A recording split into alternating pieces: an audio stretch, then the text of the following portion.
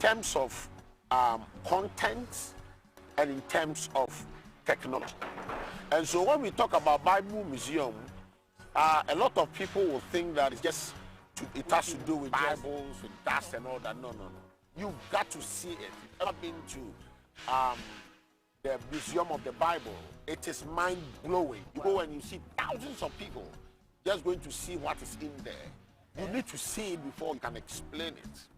And we want to leave you in the dark until the 6th of March, when we are completing 2024, when it is completed, then you really come to terms with what we are talking about. That's notwithstanding, we are building what we call the biblical gardens.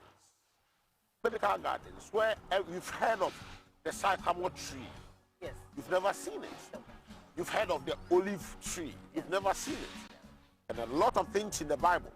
We are building a garden here that is called the biblical garden, where every fruit and vegetable in the Bible will be planted here.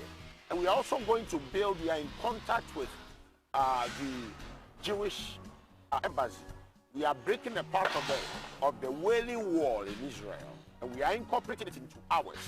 And we are building a Wailing Wall within the garden. And then we are going to have a replica of the tomb of Jesus in the garden.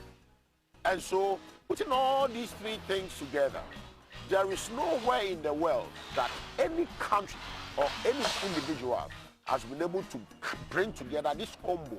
And Ghana is going to be the first in the whole wide world to do that. But from all that you've said, do we have the land space to accommodate all that you've said?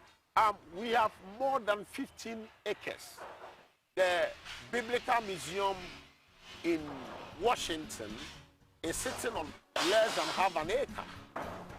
We have 15 acres. It stretches right from here, right down there. It is 15 solid acres. So whatever we are doing, we have adequate space, not just for the project, but for the number of people that will troop in here. Because this project will, wherever there is a cathedral, there are tourists always readily available. I remember I went to Cote d'Ivoire, and I'd never been to Yamoussoukro, where their president built the basilica for them. When I went there, the basilica was closed. They were renovating it. But I remember that was not a national basilica. It was a basilica for the Catholics. And yet, I went there, it was being renovated, and I met more than 5,000 people looking at a cathedral which is just being renovated. And so we are changing the dynamics of our tourism industry. This is not just a cathedral. This is a movement that is going to change the dynamics of our tourism industry. Why this particular location? Was it due to proximity, or that was what we could get at the time? You see, the interesting thing about this location is that there is nowhere in the whole of the world where just a cathedral is built in isolation. I heard a lot of people say, why don't you go and build it in Kasua or build it in Godowa? Or even in another region? Yes. Now, because we want it to be an income generational monument, you cannot take it outskirts. Because if you do the pros and cons, and if you do the investment recovery analysis, you realize that the only place that can make it a viable tourist site is when you locate it in the center of the city. Other than that, you could build a cathedral, but it will become a white elephant. Let's say a president dies, like His Excellency J.J. Rawlings died. Look at where he was laid in state if it had rained. Because there is no place. International Conference Center takes only 1,400 people. So this particular cathedral is for state events, state funerals, Christian event, and you bear record with me that Christians are well over 70%. The recent census tell us. And so Christians in terms of constituency is the biggest in the whole of this nation. And so Christians cannot have something that we have ownership of in the outskirts. else we cannot generate the kind of income we want to generate. That's notwithstanding. You want to put God in the middle of your affairs. Because when England was building their cathedral, they built it in Kensington. When that was about 200 years ago, that they incorporated it in their infrastructural and in their economic development. When the US was building their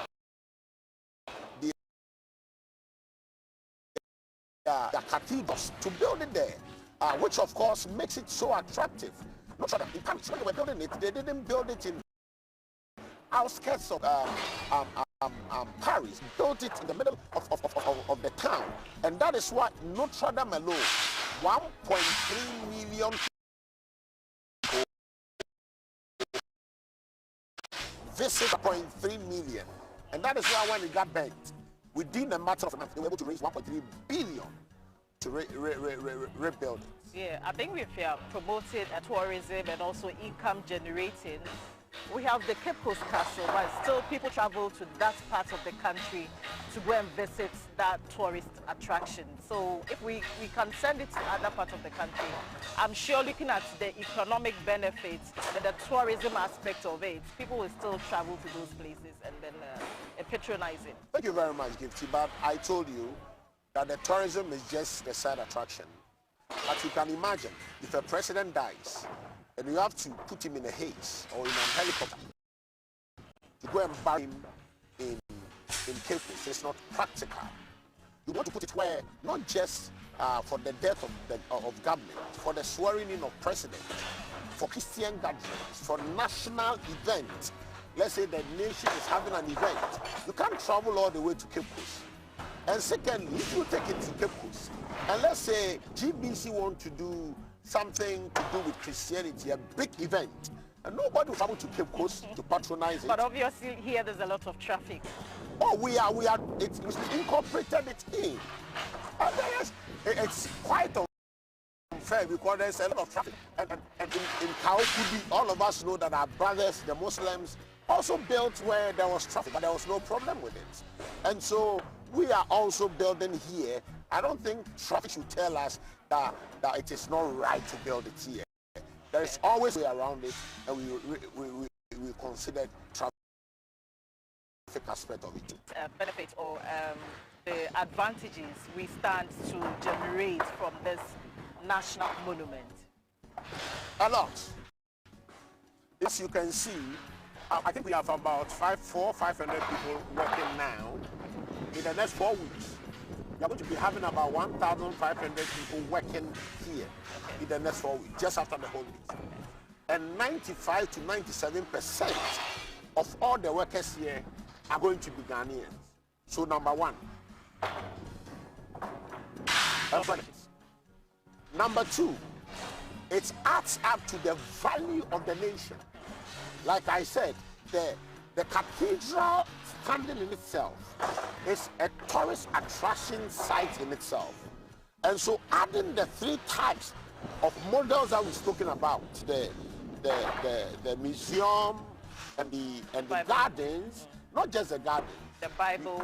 You go to the Bible gardens and you see anything there, you want to eat it. There is also a biblical restaurant there to be able to cook what you want to eat. Wow. And you saw in the Bible or you saw on the ground. And so the level of traffic that is going to create in terms of tourism is mind-blowing. Okay. I think we are either going to double or quadruple the inflow of traffic with this particular project.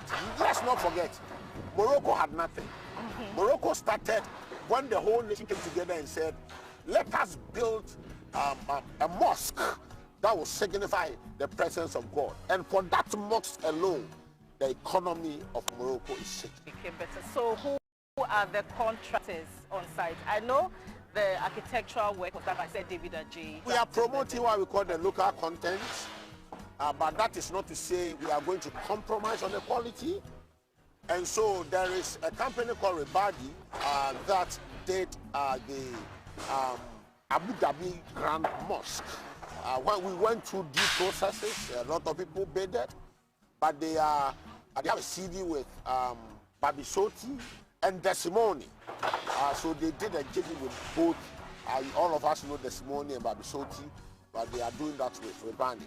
And these are the contractors, the main contractors. Okay, but these are not Ghanaian contractors. Two Ghanaian contractors. They are Ghanaian-based contractors. Oh, the Simone is also a Ghanaian yes, company. It's a Ghanaian okay.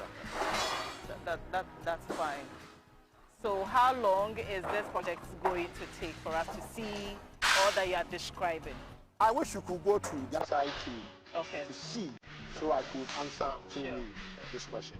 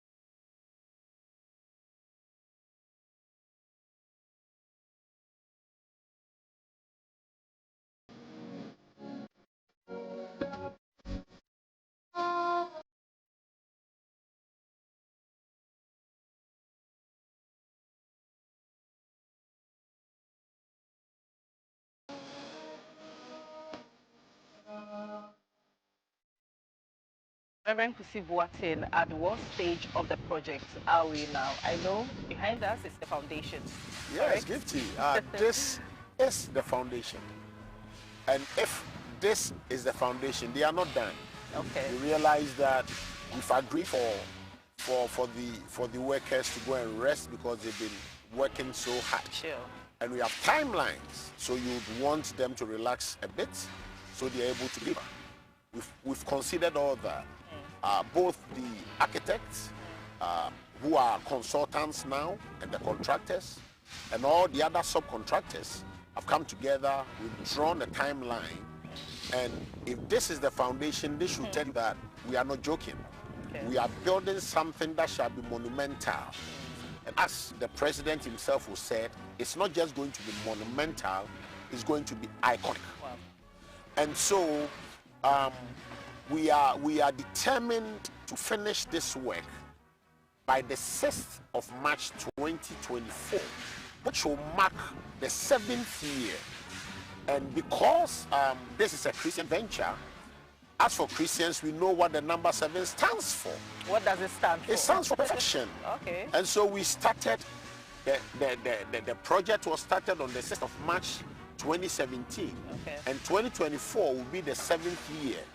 And so we are trusting God that even as people listen to us and watch us, they'll come and help. It is true that this is a national monument, but the president didn't mince words. He said he's going to collaborate with the Christian fraternity. And so you realize that it is you and I that should do the best that we can to let this happen. And this reminds me of what happened with Mordecai and Esther. Mordecai told Esther, if you do it, thank God. But if you don't do it, the Lord will raise up a generation of people to build this thing. So we are likely to finish within schedule. We are right on time. Our schedules, we've not missed our schedules. We are on schedule, and we are finishing on the 20th. We are unveiling this place by the 6th of March 2024. What happened to the vegetation here? It's another story. It's another interesting story. If you came here like 1.5 years ago, you didn't know that this is the place you are standing. There were multiple trees, over 200 and something trees. Okay. And some had been here for 70 years, 80 years, 60 years. Wow. And so what the trustee said is, we are not going to cut these trees down. And so the question was, what are we going to do? So we had to engage our consultants, and we saw it is possible. And so we employed the services of Parks and Gardens. So we relocated every single tree that was here. Okay. Yeah, and we have replanted them. And interestingly, we might not have time today. If you get time any other day, we'll go there for you to see that we are not just telling stories.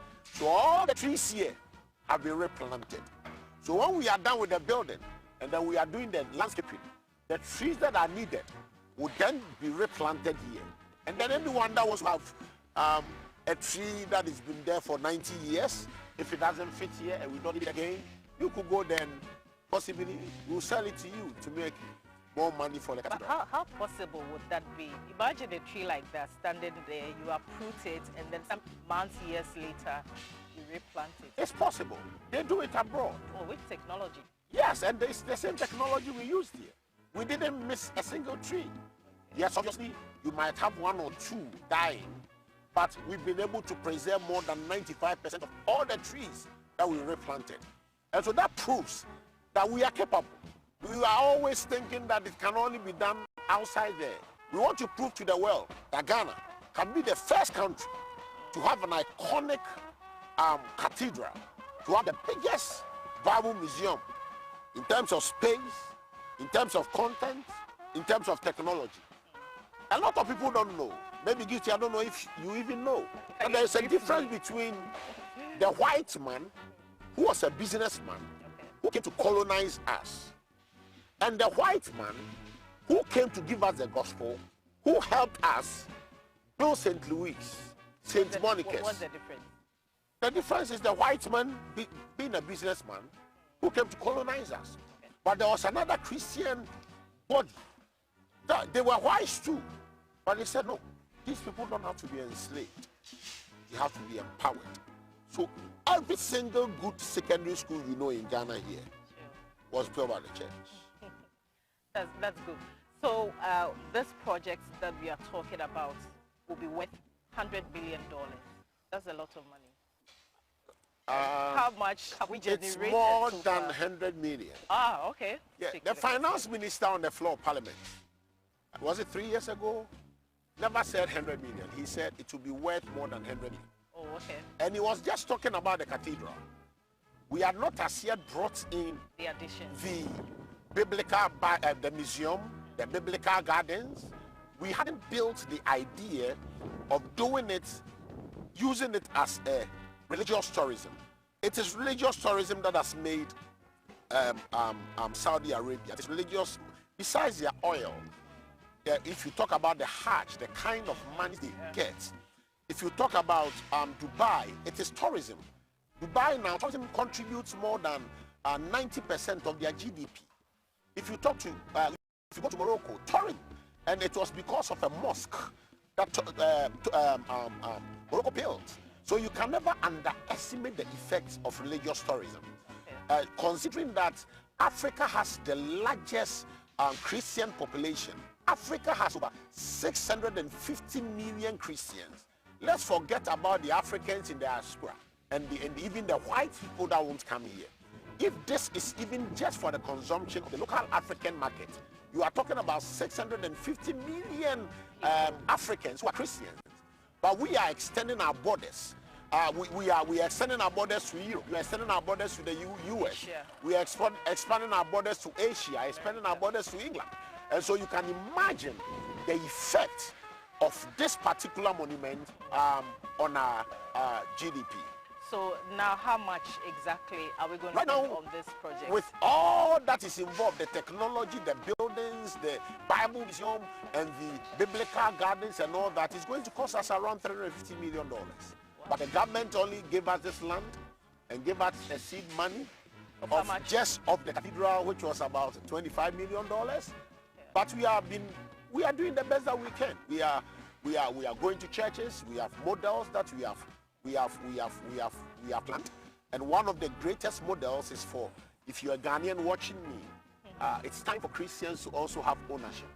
The reason why I'm excited that the government didn't build it for us, the government could have built it. Because if you look at in terms of constituencies, the Christian fraternity as a constituency has done more for Ghana than any other constituency.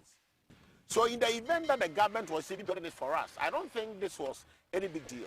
But what makes me happy is that I don't want a situation whereby tomorrow, if another president or another government comes, he tries to turn this into another thing. And so once ownership is now for believers, let us all come together and contribute so that this particular monument doesn't come under any form of political colors, but that it shall be devoid of politics. It shall stand on its own and believers will own it. And so we have built models. One of the models is that we want just 1 million Ghanaians to give us 100 Ghana cedis a month. And give you, I think that this week alone you've spent more than 100 Ghana cedis. So if you were to spare every single week 25 cedis for a month, everyone gives you could support this project with 100 Ghana cedis. So for how much has been contributed? We are still, because we inaugurated the fundraising, but we are now doing the fundraising. Okay. So I cannot give you out. Roughly, do we know how much? We've had one Ghanaian giving us $1 million. This one giving us 1 million Ghana cedis. Give one. A Jewish gave us 1 million Ghana cedis recently, and people are bringing in the 100 Ghana cedis. We just want to hit the 1 million club, and when we hit it, we cut it off. We don't want to have 101. Yes. So if we can get 1 million people that are giving us 100 Ghana cedis a month. And Ghanaians, I think we are a religious nation. Over 70% are Christians, over 15% are Muslims. And all of us believe in giving and receiving. And so I think one of the best things Ghanaians can do is to invest in this particular project. I've seen a lot of people build houses. When they die, their children sold their houses. But if you invest in this, your child cannot come and break it and go and sell it. And I believe that it will be a blessing that will go beyond us and to infiltrate into posterity. And the interesting thing is that if only you contribute consistently 100 Ghana cedis a year for the next 1.5 years, your name shall be written. Once you are entering the cathedral, there is a desk, which is a computer. Once you type gift, your name, your full name, it will bring how much you gave to support the cathedral, and it will be like on a tree. Wow. That's one segment of our model. There's another segment of our model, which is the wall of faith, where people that are helping us with 100,000 a year, 100,000 Ghana cedis a year or more. Like I said, somebody is giving us $1 million. His name will be written in gold on the wall. Yes. And there is the people in the intermediaries who think that they want to do more than 100 Ghana cedis, and yet they can't do 100,000 cedis. Their names will be written on another wall with silver. Okay. And then the churches that are also contributing. We've had SDA, who is also committed to contributing to this project. We've had the Church of Pentecost, and a lot of churches are contributing. And if you contribute consistently until the finishing of this project, the church's names, I think, will be written on the pillars of the cathedral. So this is how we expect everyone to help us and to say to ourselves, we are well able, we are capable. Ghanaians are over 70% Christians, and we can do this because there are others elsewhere who are ready to help us. Don't let us sit down for others to come and take our blessings. I believe that this is a new day for Ghana. And it is not by chance that America became America. By incorporating their cathedral in their infrastructural and their economic policies. It is not by chance that England is England. By incorporating the cathedral in their infrastructural and developmental project before they became as powerful as they are. It's not by chance that a nation like Paris, Greece, and Norway, and all these countries are who they are, because they incorporated the building of the National Cathedral in their infrastructural and their economic structures. And so I encourage every Ghanaian. And the interesting thing is that there are some who don't even know how to donate. We have a short code, star 979, star 979, hash, star 979 hash. Whatever all networks. All networks. If you dial it, star 979 hash. The moment you dial it and you follow the prompts, you'll be able to donate. Or you can walk into any ADB bank. They've been an amazing bank. You can go to any teller and say, I'm coming to donate for the National Cathedral. Or you can go to Fidelity Bank, any Fidelity Bank, tell them I'm coming to donate to the National Cathedral. Or go to any Ghana commercial bank and tell them you are coming to donate towards the building of the National Cathedral. We've talked about the physical structure of the project. Let's look at the interior. What do you have for us? I mean, what should we expect? That is where we want to put you in suspense. Because if I tell you everything, it's like you know of everything. We are building a state-of-the-art. And I'm not missing words. Like our conference room, the premium one, can host the Pope. Can host the Pope. Top notch. Everything here, we want to prove to the world and to Africa that we are able to do what nobody has ever done. And this particular monument and this particular vision, it's a vision that is going to make a statement. And I bless God for the life of His Excellency Nana Addo Dankwa Akufo-Addo for bringing such a vision. Now let's look at the challenges that you are currently facing. Aside the monetary aspect of it, that people are not donating as they are supposed to do, what other issues or problems are confronting this project? As we talk now, I don't think there is anything. We've gone beyond that. We've gone beyond the challenges. We've won 3 Supreme Court cases.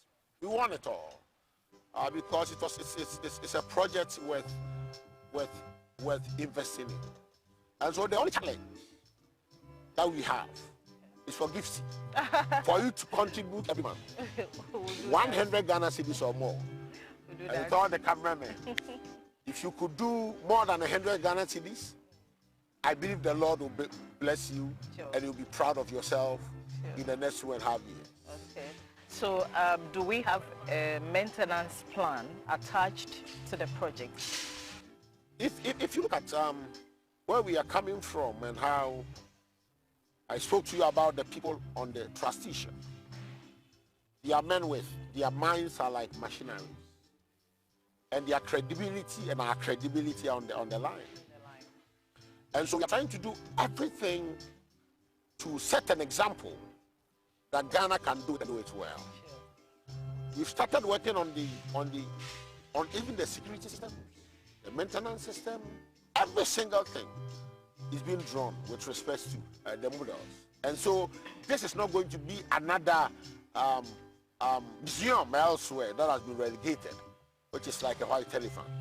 And so all these things are under consideration, and we'll see to it that in the next 200 years, even when we are dead and gone, this monument will still be fresh after 100 years. You know, a lot of people have issues donating. Let's use this platform, challenge them, encourage them to actually donate, because from all that you've said, it's going to be a plus for this country. Thank you, Gifty. The truth of the matter is there is nothing that is good that is not contended with. One of the best things that ever happened to Ghana is the free SHS. But you remember, people took the free SHS to court, that it should not be implemented. And so we, as trustees, knew the challenges before we took it on. And so we don't expect everybody to embrace it. But somebody has to embrace it. As I've embraced it, I believe, Gifty, you have embraced it. And there are a lot of thousands of people that think that this is the best thing that ever happened to this nation. So our concentration here is not for those who don't believe it. That's okay. Like I said, we still have some Christians who don't believe it. That's okay.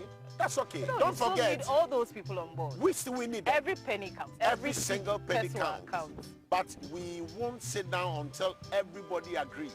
Okay. You remember when Nehemiah wanted to build the walls of Jerusalem? Tobiah and Sanballat were all parts, but still they ridiculed them and they wish it never come to pass. And so our concentration is the people that have embraced this vision. That this vision, number one, besides the fact that we are appreciating God, what about if what happened in Cote d'Ivoire had happened to us? What about if what is happening in Togo had happened to us? Look at Nigeria and look at our surrounding countries. Every one of them. Look at Sudan, look at Burkina Faso. But somewhere, somehow, the Lord has spared us. Is it a problem for us to say thank you with the Lord? Every single month with 100 Ghana cedis. We are a nation that believes in God and that believes nothing just happens. And so if you are watching me today, I'm talking to people that believe in this vision. And I quite remember when we first started, there were a lot of people that would meet me at the airport, would meet me outside this country and didn't understand the vision. But for the past 1 year, everybody that I've met, I've not met one person that has questioned this. What everybody is now saying is, when are we finishing this project? Right now, people are desperate, people are hungry, people are ready to support. And so our concentration is not on those who took us to court and still fighting us, but our concentration is on those who want to embrace this vision and understand that we are not just building another building. We are making a statement that God still rules in the affairs of this nation. And so for whoever is watching us, star 979#, donate. Be part of the 1 million people that wants to give us 100 Ghana cedis every single month. Or give us, if you want to give us more than 100 Ghana cedis a month, be consistent. Your name shall be written with silver on the wall. And for those of you who want to give us 100,000 Ghana cedis or more every single year, your name shall be written in gold. And that is the best thing that can ever happen to you. Gifty, if you do something for yourself, it ends on you. It is not a seed. It's evaporated. But if you do it for your neighbor, or if you do it for God, it goes beyond you into eternity. Let us remember that what we do for God is never wasted. It's become a seed, and you definitely will reap it. And our nation, I believe, has now taken a form of advancing into prosperity and advancing into being a first world country. I believe with all my heart.